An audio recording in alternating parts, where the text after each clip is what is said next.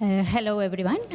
Welcome to this regional stakeholder workshop. This is our second regional stakeholder workshop linked with the project, the economic impacts of Brexit in the UK, its regions, its sectors, and its cities. Today we are here in West Midlands, and this workshop is going to be devoted to the region of West Midlands, the city of Birmingham, and the advanced manufacturing sectors. So in this welcoming address today, we have, myself, I'm Raquel Ortega Argilés, I'm working at City-REDI, I'm the Chair of Regional Economic Development at the Birmingham Business School, and I'm the project leader of this ESRC project. Then we have Professor Daniel Wincott. He is a professor at the Cardiff University on law and society, and he is also one of the directors of the UK No Change in Europe initiative. I will explain in some seconds that our project is also part of this big initiative. Also, we have Lloyd Broad. He is working at the Birmingham City Council, and he is the head of European and International Affairs. So, among many of the challenges that he is dealing daily, I think that Brexit probably is one that is coming up there. So, I'm just going to start my presentation by explaining a bit more about this project. And I don't want to be very technical here because I have the work packages leaders of the project presenting in the other session. So just to get a sense of okay, who are we? So this is a big, large research team. We are from City-REDI at the University of Birmingham leading this project. Together from City-REDI, Chloe Billing and Denise Sabink is also contributing to this project. Then we have Professor Philip McCann from the University of Sheffield.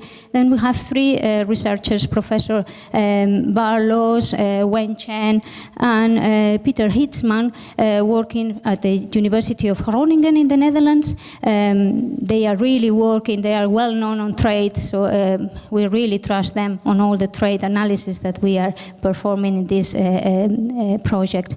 Then we have Nicola Cortinovis and Professor Fran Barnard from Erasmus University of Rotterdam, and we have Dr. Mark Thiessen from the PBL Dutch Government Environmental Assessment Agency. Mark is the responsible for the interregional trade database, so this is an important database that we have been used in our analysis. So the partners, we couldn't do this without having a very group of loyal partners that they have been supporting us since the very beginning. So we have had the Scottish Government, we have had Policy Scotland, Respublica, IPPR North, Centre for Cities. These are big consultancy companies that have helped us to have a network of people to reach in order to also disseminate widely our results. Of course, from the University of Birmingham and City-REDI, we have received a lot of support for all of our activities.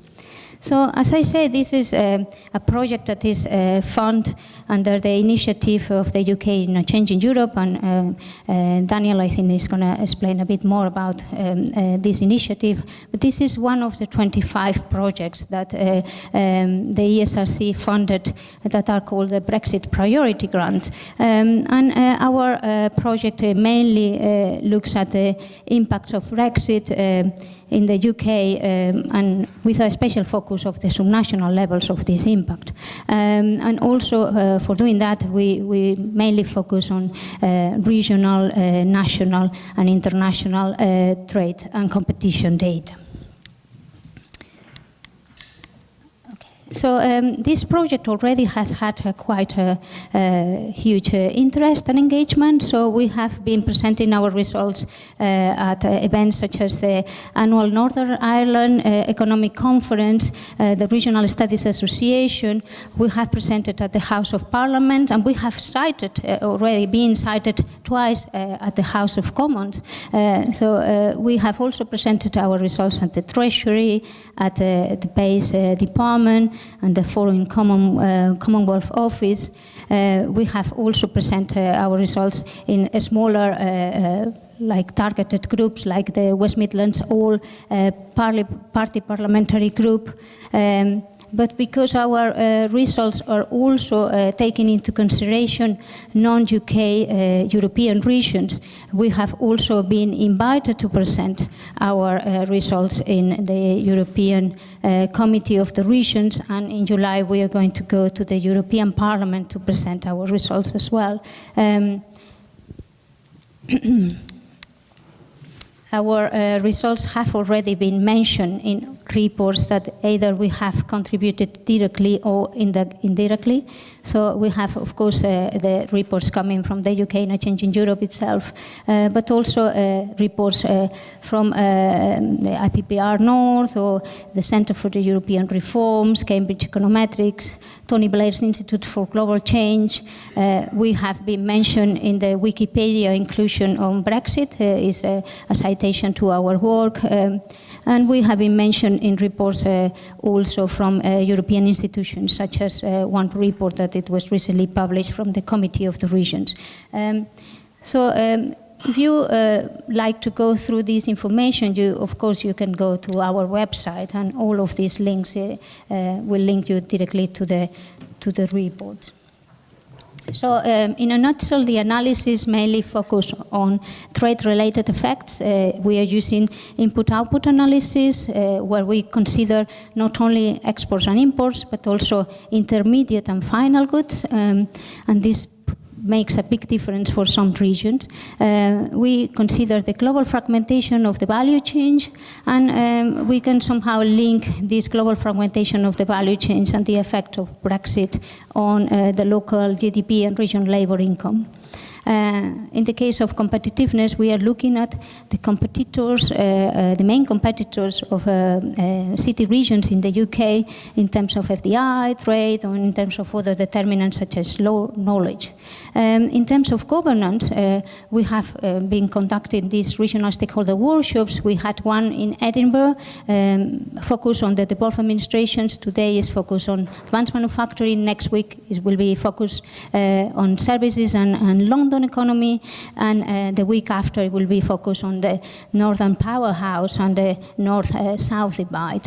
As I said before, our project is a bit special because we are not only looking at the UK regions or the UK economy, we are also taking all the European regions as a benchmark. So this has also captured the attention from the Europe. Some member states, even some European regions, they have contacted us in order to get more insights. We are dealing with regions, we are dealing with sectors, and now we are going through the analysis on jobs and occupation. So, we are somehow elaborating or putting together new indicators and new data to analyze the impact of Brexit. It's not working very well.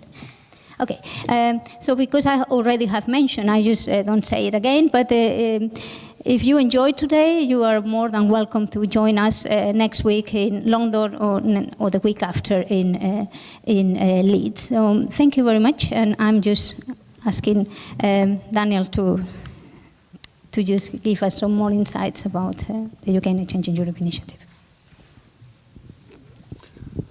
Thanks very much, Raquel. I'm really delighted to be here today, and I'm very much looking forward to the discussions.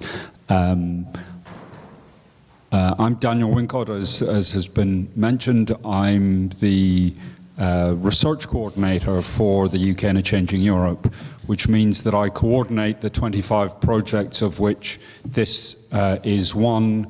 But there's also a forward stream of research which is being commissioned at the moment, which I'll come on to shortly. The UK and a Changing Europe is funded by the ESRC, and it's turned into, I think, a uniquely successful sort of academic think tank. People have many different views on Brexit, but I think one good thing that's come out of the Brexit process is a beginning of a breaking down of silos between academics, business people, think tanks, government, and wider civil society. And UK and a Changing Europe, I think, represents really the cutting edge of that, breaking people out of their silos, breaking academics out, in particular, of silos, to work much more closely with the media, with government, with stakeholders of various kinds. I can say that without any embarrassment because my role in UK and a Changing Europe started in December, and it's been going for quite some time. So I'm not boasting about anything I've done myself, but the initiative as a whole, this project, which predated my role with UK and a Changing Europe, and the work done by Professor Anand Menon, who Raquel has mentioned, and his core team at King's College in London, is really outstanding. It's exemplary. And one of the things I'd like to emphasize is that there is a very, very rich range of activity and body of resource associated with UK and Changing Europe. So I would encourage you all to look at the UK and Changing Europe website, www.ukandeu.ac.uk. It has a depth of resource across a range of areas of social inquiry, public policy, and the economy, which is unparalleled. UK and a Changing Europe has been around for quite some time now. It's really developed historically in 4 phases. It began initially, and this feels like a very long time ago now, before the former Prime Minister, David Cameron, had even made a commitment that there would be a referendum on the UK's membership of the European Union. And at that stage, it was really a kind of scoping exercise. It was looking at what kind of academic expertise and evidence there was about the UK's relationship to the European Union. And the view was that there was actually quite a lot of expertise, but it was buried in sort of dusty academic papers and in academic conferences, in academic departments, and so on. Things ramped up very rapidly when the referendum became a real possibility, and then again, obviously, after 2015, when the Conservative government was elected. At that point, a number of established experts, senior fellows, were appointed to the UK and a Changing Europe. So at that stage, it wasn't really about new research. It was about translating the expertise that was already present into public debate. And Brexit and the referendum was a uniquely contested and challenging area to try and bring evidence and expertise into the public debate. And lots of people will know and remember the challenges to expertise that came during that debate, and challenges over the contribution of academics in public life. Notwithstanding those challenges, UK and a Changing Europe, I think, has established and maintained a reputation for impartiality and non-partisanship in what is really quite a remarkable kind of a way.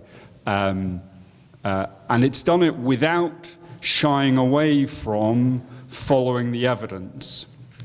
So it's not about looking for balance for the sake of balance. in terms of academic expertise and evidence. It's about following the evidence and making powerful arguments where the evidence suggests that those powerful arguments can and should be made, whilst at the same time engaging with a full range of political and policy actors and ensuring that, yes, there is balance when we are concerned about engaging particularly political actors in UK and a Changing Europe events. And that baseline put the initiative in a strong position when the referendum outcome was revealed.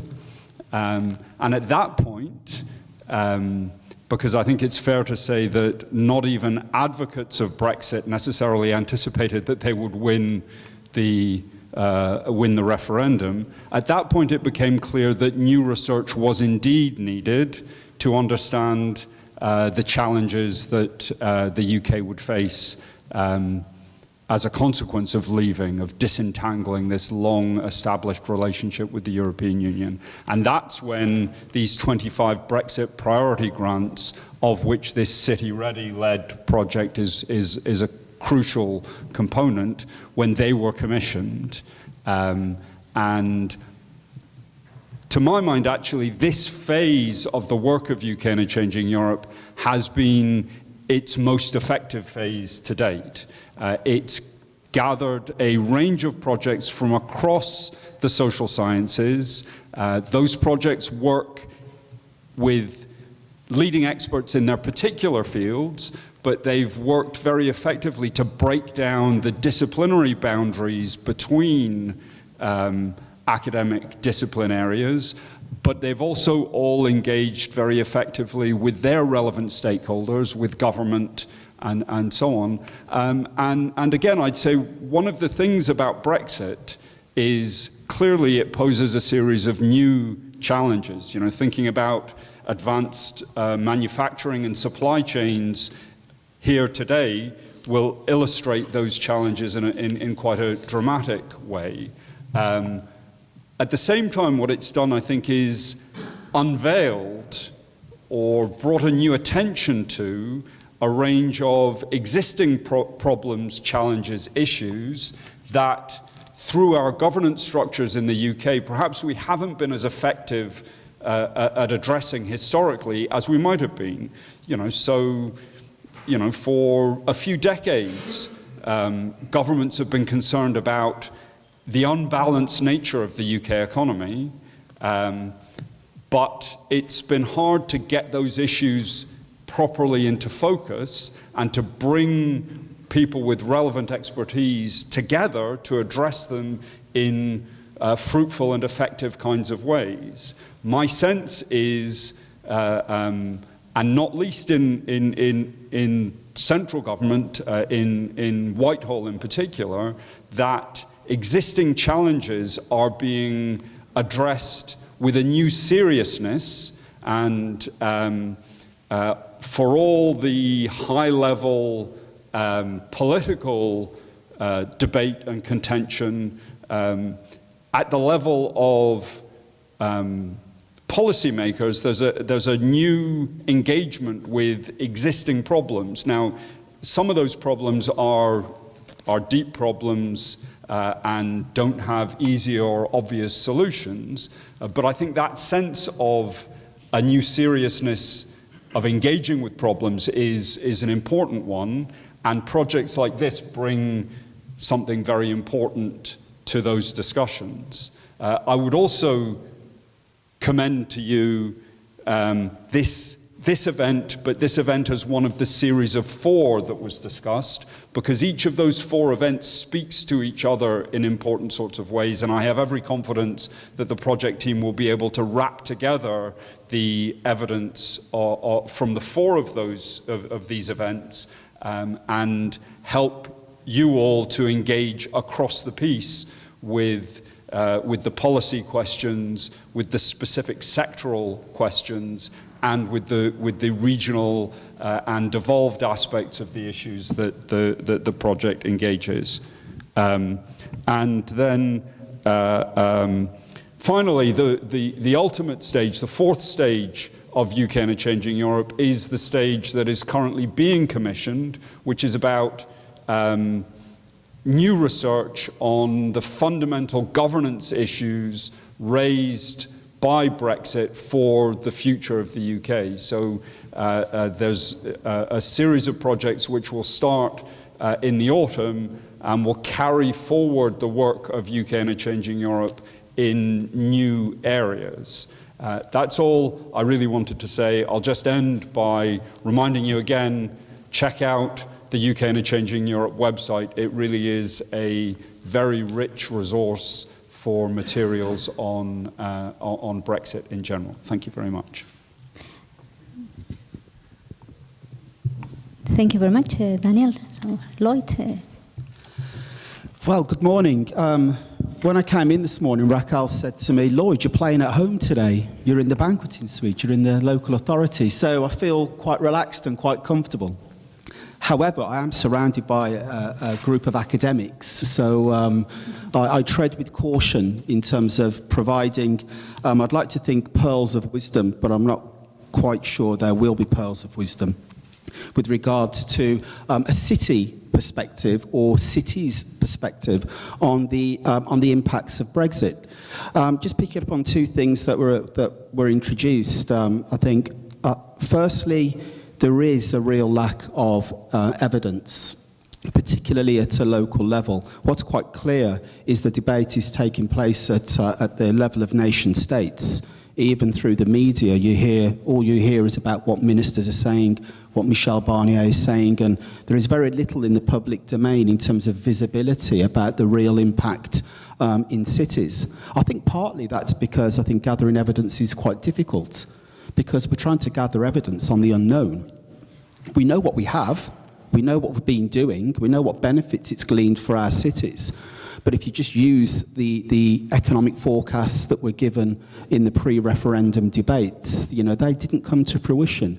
So people have a distrust of evidence and statistics. And so this is a really difficult task. And I think it's something that we as a local authority and as cities are really keen to try and understand, because we know there's an impact, or there will be an impact. But nobody can quite be sure what that impact will be, and I think that's what we're really keen to unpick. So the second thing that I've picked up on is your point about the breaking down of silos. I think it's critically important that academics listen to business, business listen to academics, public sector listen to business and listen to academics, and collectively we can try and make some sense of all of this. But making some sense of it is, as I said, quite difficult. So what am I going to do? We have 322 days to go before we leave the European Union. Not that I'm counting, but 322 days. And I referred to pearls of wisdom, and I was wondering whether two fundamental questions were going to be answered today for me. The first being, what actually is a customs partnership? And secondly, what does MaxFac actually mean? Maximum facilitation, allegedly, but in real terms, what does that actually mean? The fact that ministers can't quite agree on which of these options is the best thing for us, and the EU don't understand either of them, it doesn't bode well that any resolution will be understood in the next 322 days. But look, I'll leave those tricky issues to you academics, and I'll just deal with the stuff that cities are worried about. So my intervention today is briefly going to focus on what we as a city and as a collection of cities have been focusing our energies on since June 2016. And that will have a local, a national, and an EU/European dimension to it. So firstly, at a local level, effectively we've done two key things. We created something called the Brexit Advisory Group, and it was a group of stakeholders around the city of Birmingham, which soon became a group of stakeholders of the West Midlands, to effectively start to have some thinking from academics, from representatives of business, civil society, etc., local enterprise partnerships, on what their thoughts in terms of not just the threats of Brexit, but also the opportunities of Brexit. Some may call it rhetoric, but what we often say is we have to maximise the opportunities of Brexit. We can't continue to cry in our cornflakes that it's the worst thing that's happened since whatever. we have to do something, and we have to take sort of corporate civic ownership of trying to make sure that cities, and the focus of my intervention is about cities, don't feel the full force of potentially what could happen to us in terms of impacts. So the Brexit Advisory Group sought to pull some thoughts together, and eventually it arrived at a position statement, and ultimately those things led to key priorities. For example, what we want as cities is leadership in a new industrial strategy. We want to make sure there's a clear strategy about how repatriated funding will flow down to local level.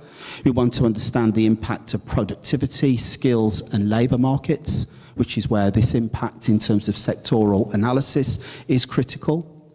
We need to ensure there's more investment in key strategic issues, whether it be broadband, whether it be transport, whether it be other forms of economic development. We need to maintain key investments across the country and not see a dip in that. And we need to plan for a more inclusive society, more inclusive growth. If Brexit has told us anything, it's those that voted to leave are most likely to be those that feel that they've been left behind.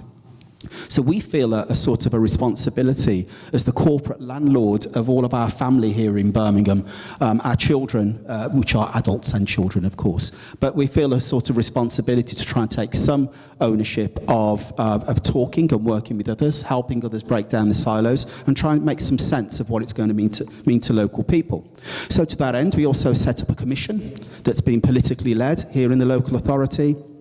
And what that seeks to do is utilise the raft of evidence that's coming forward from a raft of academic partners, whether it be City-REDI at the University of Birmingham here, and the projects that it's partnering through what we're talking about today, the Centre for Brexit Studies at BCU that's doing a lot of great work, and of course Aston University, and of course David's here today to talk about the impacts on advanced manufacturing or automotive engineering, and all of those wonderful things that are important to a city like Birmingham or a region like the West Midlands. But ultimately, the work that we've been doing is delivering one clear message to government, and this is a government that's not talking to the cities, remember. And that is that there's one simple message: we need to accelerate devolution and use localised industrial strategies of the basis for delivering that. If that is enabled, cities will maximise the opportunities of Brexit, because it's only cities that can do it. Nation states cannot do it. So this is critical. Devolution is critical. How industrial strategies play out across business, academia, and our public is critical. So at an EU level, or at a national level, I should say, Core Cities and the Local Government Association are two key networks that we as local authorities engage with. And I'm sure to many people they'd be invisible to most. Who are Core Cities? What is the Local Government Association? But sort of behind the scenes, and it is behind the scenes because government won't speak to us, we've been working away trying to understand what our collective position is. What can we do to enhance the voice of cities and increase our attempts to lobby in the most appropriate way? And that's proven to be difficult. We have developed a series of papers and concepts and priorities that I won't bore you with today, but we do have positions, whether as a Brexit group in Birmingham, whether as a group of core cities who are actually, core cities, for those that don't know, are the 10 largest cities, 10 largest economies outside of London: Birmingham, Manchester, Liverpool, Leeds, etc., etc. And effectively, I mean, I'll just read. I tend not to read normally during presentations, but why are we working together as a collective of cities nationally and then across Europe? And that's because the debate has been dominated by the role of nation states. Whilst those roles are clearly important, it misses the significant economic and social role that cities play, and that direct relationships between cities are critical to the future success of all European nations.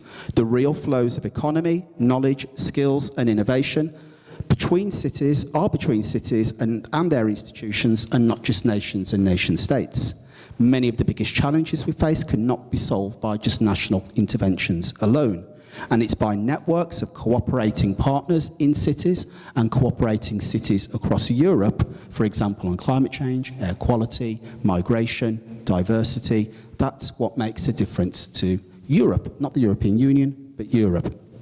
So it's for these reasons why the role of cities and the voice of cities is critically important. So how are we trying to get that message across? If this is what we're doing nationally by gathering thoughts across the UK core cities and the Local Government Association, but the UK government is not prepared to listen to us, we've needed to take the message further afield. So I just wanted to share with you one thing that we did. You may have seen on BBC News a couple of months ago in February, but we arranged that the core cities, we arranged meetings with Michel Barnier, the chief negotiator for the EU, and Guy Verhofstadt, who's the chief negotiator for the EU Parliament, and we had some real serious messages we wanted to deliver to them. If the governments aren't going to listen to us, then someone else will need to. So we got those meetings. We had a whole day on the 19th of February in Brussels, and there was really, really interesting meetings. And we laid out quite clearly what our expectations of a post-Brexit environment should look like. We gathered support of another network in Europe called Eurocities. Birmingham was one of the founder members of Eurocities back in 1986. It also established its Brussels office, the first Brussels office back in 1986. We still have it, just because we're skint, we haven't really got any money, but we're managing to hold on to a Brussels office through other forms of funding. And we were the sort of co-founders of Eurocities, which is now the largest and most respected network of mayors and city mayors across Europe, over 140 cities. And they, as a network, have supported the plight of UK cities to try and maintain the closest possible ties with them moving forward in a post-Brexit landscape. We may be leaving the EU, but we're not leaving Europe. And they're very keen, and their message is the same as us. We need to somehow try and maintain all of those tools, those enablers, those initiatives that enable cities to work together, to learn from each other on all the key issues that affect us. So that's what we did. Between the core cities and Eurocities, we developed some shared objectives. We've identified those enablers and those levers that enable us to work most effectively together, whether that's barrier and barrier-free trade, whether that's access to funding programs, whether it's access to skills, knowledge and talent through the mobility of people, or whether that's engagement in broader key priorities like working together on sustainable development goals, the EU urban agenda, etc. But ultimately, we had a message for Europe that UK cities and European cities, effectively, we have a key mission. We want to be prosperous cities, collaborative cities, and open cities. So we were delivering key ideas of how we can try and maintain that post-Brexit. For example, around migration, we need to focus things more technically around what cities need in terms of skills and migration. So, for example, the use of workers-based skills audits. We need to understand, and this is where this helps in terms of analysis on trading relationships. I'm aware of other work that's going on, not just this, that tries to understand the real nitty-gritty of trading relationships between cities and not just nation states. We're also looking to have a joint cities commission. We want a place in Europe where UK cities can work with the key European institutions to avoid a cliff edge type of scenario, where we want to oversee regulatory transition and convergence, because we really need to understand what that really means for cities, and we want to be around the table when that happens and not just let the government do it for us. We think we can have ideas about developing macro-regional strategies around territories or around sectors. What can we do more effectively together that isn't just necessarily in the context of this European Union framework, but based on other issues that bind us and other places, territory or sector? Perhaps we should have an ability, whether that's at a city regional level or a national level, to buy into collaborative programs. Your Horizon 2020s, your Interreg Europes, all these types of things. Even develop a cities universities forum to make sure that that collaboration and that place can take place. Eurocities are supportive, and other European cities are supportive of these messages. And our message to Michel Barnier and Guy Verhofstadt is don't take away those enablers, don't take away those levers. Enable us as cities to continue to work with cities. And one final thing around the open cities concept is around, this is about people, citizens and business. It's not around nation states. And the whole dodgy subject of EU citizenship and migration and issues like that. We know that there is a court case going in the Netherlands where some UK people based there are challenging the very human rights of having European citizenship taken away from them. That's going to be quite interesting to understand that. But you know, for the 17 million people that voted to remain, perhaps they can pay for EU citizenship, 20 quid a person. That will add another 340 million to the EU coffers that we've pulled out of. So there's thoughts there about EU citizenship. But most importantly, and going back to why perhaps we left the European Union or we're leaving the European Union in the first place, the reason for Brexit, there is an issue of democracy, citizenship and cohesion.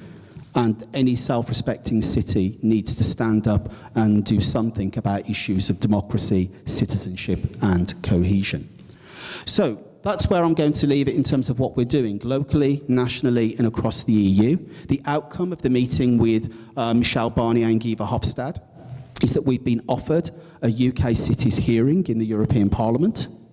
We're hopeful that will be in July. If it's not in July, it will be in September this year. It's interesting that you'll be taking the outcomes of your research to the European Parliament as well. In the interest of breaking down silos, I think we can try and align some of those messages, and I'm sure you'll have some of that evidence that will support some of the key things that we want to achieve in terms of mapping out what a post-Brexit vision will look like for the UK. That's all I'm going to say, apart from one final statement. I always like to leave any contribution I make to these things with something that's a little bit more humorous. And I happened to come across, and I've been following the Brexit debate and commentary in various places, and I found one this morning. I read it coming in on the train into work this morning, and it was a quote from the European Union Budget Commissioner. It came from a German, would you believe? A really humorous, wonderful statement from Gunther Oettinger. I'm sure you know him really well. But he was addressing some school children in Germany. And he was posed the question, what do you think of the UK government? Quite a provocative question, you may ask. His response was quite fascinating.